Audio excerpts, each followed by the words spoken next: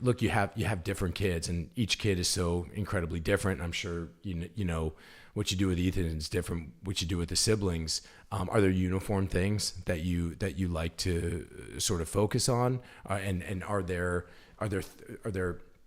nuggets or tidbits you've gotten from these great guests and mentors that you talk to that help you with that and that define your philosophy towards it? Man, such a beautiful question. And you're right. The numbers don't lie.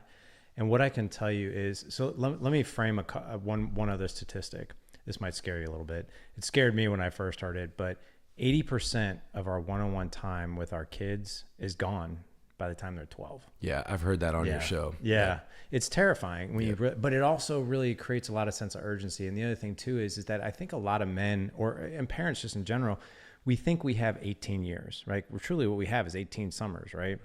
But what you really have, if you really think about it, yes, your kids are, from the age of like 1 to 5, there's a lot of influence in brain development and that kind of thing. I'm not a parenting expert on that or psychology, but what I will tell you, the range of ages where we truly have impact, I believe as fathers, is 6 to 11 and then on.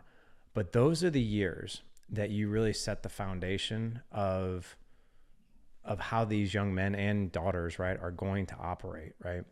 And I think what's most important is that we create at the foundation of father and son or father and daughter, it's connection.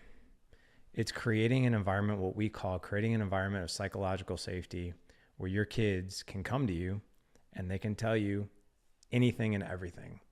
And there's ways that we can create that, and there's ways that we can decimate that. It's an absolute skill. What a lot of people don't understand is when it comes to raising young men, right? Let's just take raising young men, raising young daughters.